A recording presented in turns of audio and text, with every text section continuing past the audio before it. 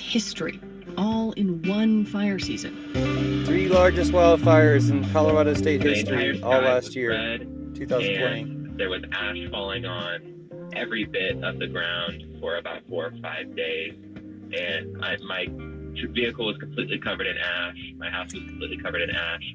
You can't really go anywhere, and now, but you can't go home. It's going to be a long haul from there. We're just going to put our heads down, and we're all going to get through this together. And unfortunately, this is Grand County's little 9/11.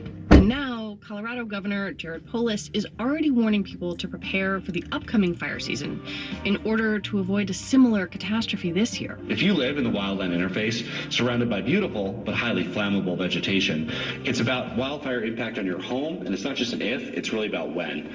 Planning ahead and taking actions to reduce the risk of wildfires can increase the likelihood that your home survives when wildfires occur.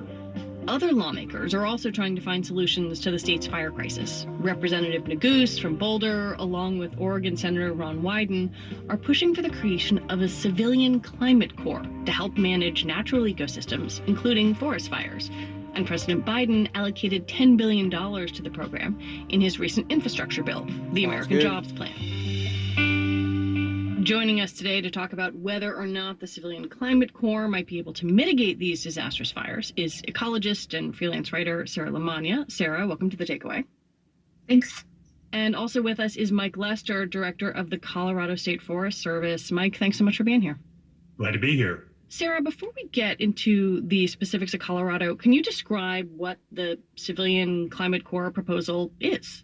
Sure. So the idea of the Civilian Climate Corps is actually deeply rooted in our nation's history. So back in the 1930s, Franklin Roosevelt created what's called the Civilian Conservation Corps through the New Deal to get us out of the Great Depression. This Civilian Climate Corps is very much along the same lines, where the version is going to bolster wildfire prevention and preparedness to protect the health and safety of communities that are on the front lines of climate change.